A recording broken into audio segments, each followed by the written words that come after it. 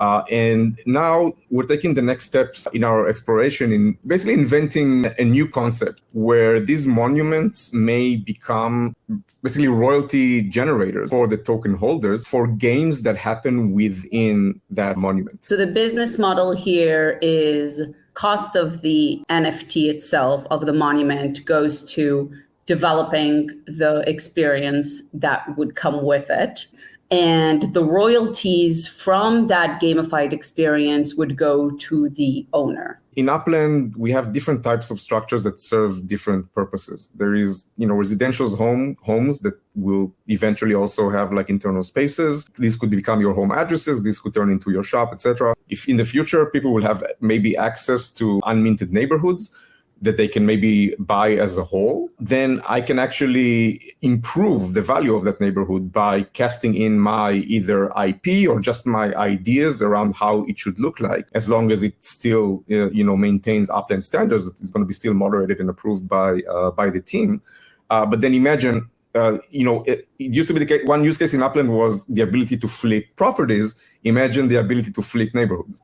As a use case, which is pretty exciting. And then all of that infrastructure is also advances us towards the idea of structure blueprints, where, again, we've always envisioned that the main type of buildings that are being created in Upland are actually user-generated.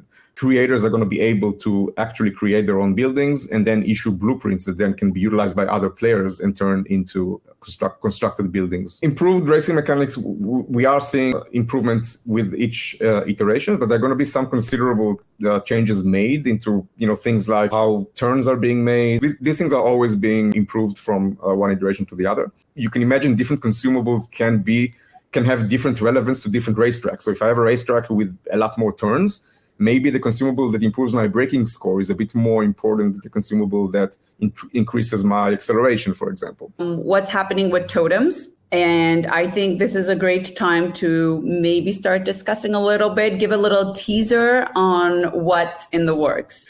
So before we launch the second one, there's going to be a small twist, a fun little twist that we're not just ready to announce, but it's going to come over the next several weeks. Or I guess Idan wants to keep it a surprise. Idan, what is the social activity feed? Let's call it the genesis or the first iteration of the ability for players to follow each other and then also see an activity feed of the players that they follow. So this is going to be a really, really fun and cool project that I think a lot of Uplanders would appreciate. It's like, it might be shit, but we'll approve on it. And I mean, we have to see I can promise you it's what activities people actually want to see. I want to follow all of the chief executives and see where they're buying things.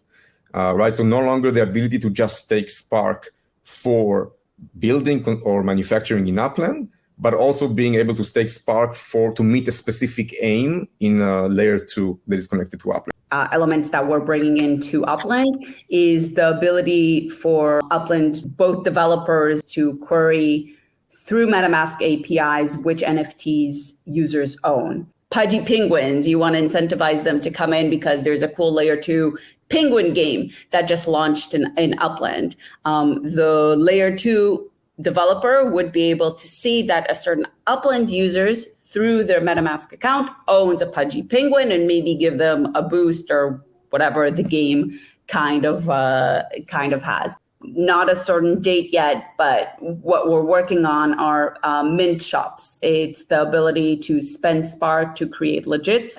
We've been having a lot of requests from our amazing layer 2s who want to create more legits. And in order to do that, we need to allow them to have mint shops and do it themselves. Re-clarify here the difference between landmarks and monuments. But there are special events that happen there in conjunction with the Upland seasons. The first thing that we've already seen was basically races. The racing finals for each season happen around the monument. It would be wrong of us to say right now, oh, we know exactly what it's going to be and how we're gonna do it. How will the stackability of consumables be limited? So is it like, will there be limited to 1 or 2 slots per race? Will it be unlimited? It's inherently limited by the MPS, right? So your MPS is your limiting factor when stacking boosts. Maybe the case that there could be limitation for how many boosts of the same kind you can stack on top of each other. So that will be probably limited kind of like to one of a kind, but there's going to be a lot of different types of boosts with a lower car and a better driver when the driver feature will be made available. Or I can decide to do a combination of consumables as well. From YouTube chat, does Upland have plans to be more decentralized in the future? The concept of progressive decentralization is something that has been core in the way Upland developed its platform and its product and the way we're thinking of things.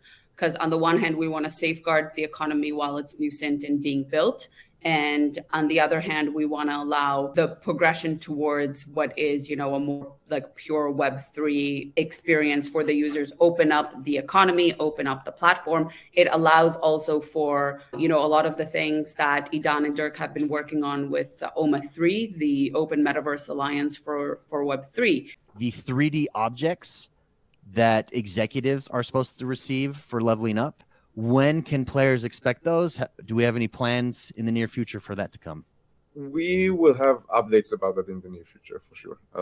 But I can't give now timelines right now. Definitely going to be updates coming about that. Very cool. And then Wolf Warner has a question about sound and audio. When will it come for racing? Or also in-game music, sound effects? Do we have any plans on that direction? First of all, yes, this sound is lacking in Upland. That is an absolute fact that we are absolutely aware of. Especially in experiences like games and racing and other types of kind of like games like treasure hunts. The problem with sound is that it's really easy to do a crappy job about it, and it's really hard to do it right in a way that's fun, immersive, and doesn't get in your way. A lot of players want some sort of building rental, property rental. Have we thought about that at all? Is there discussions happening about that? For me, the question I always ask, or we always ask on the community team side is, well, what do we do with rentals? Like, what would be the purpose of rentals? Yeah, so first of all, absolutely. This is something we've talked about extensively, spec'd out. It's on our roadmap. And by the way, not just limited to properties, but also you can imagine cars, right? If you own a very powerful car that can race well, but you're not a very good racer, you can rent it out to somebody maybe who can race it. MetaVenture royalties, do we have a timeline for when those will start? So yes, this is going to come. I want to say definitely by Genesis Week, but again, don't catch me on the spot. But in any case, the royalties will be backdated, right? So they will go back to the very first UGC creation going forward. Any idea when Sparklet will be on exchanges, what those exchanges will be, et cetera, et cetera? We can't talk about these things from a legal perspective, right? Like there can't be any speculation or talk about exchanges around listing or around pricing of listing. We got a question on quality of life updates. This is a common question we get all the time. Idan Shakdalin writes in and asks, will quality of life updates be made to the UI? Again, something that has been very much brought up and we're actively working on is making property search better. Now, this is a bit of a heavier lift, and we usually don't integrate specific quality of life items into the roadmap, but these are things that we are working on. So there's a couple of items that are already in work. Some of them will take a bit longer, but absolutely there is going to be improvement coming. Semi-trucks. Players want to know, when are they getting trailers, transportation for goods? So the most recent one was the ability, first of all, to just use your car to travel in between cities. Cargo movement is something that is on the roadmap. We do not have yet an ETA for that. Anybody who owns a semi-trailer right now will also get a trailer with it. About the state of the economy, are new players coming to the game? Can we talk a little bit? Maybe we can talk a little bit about what we're seeing on our side from that aspect. So I can say with a lot of excitement, in 2024, we've seen doubling, that's 2x of new users coming in month over month. So February is doubled in January. March was doubled in February, and we're looking at in April that's going to be almost doubled in March. So it's we're seeing exponential growth of users coming in. What is the future of the NFLPA, FIFA, and Stock Car Pro legits? Are we ever going to do virtual signing events? And would a feature like this be included on previously released legits? Yes, when that feature will be implemented, you would be able to do it on any type of legit, even if it was bought, whatever, 2 or 3 seasons ago.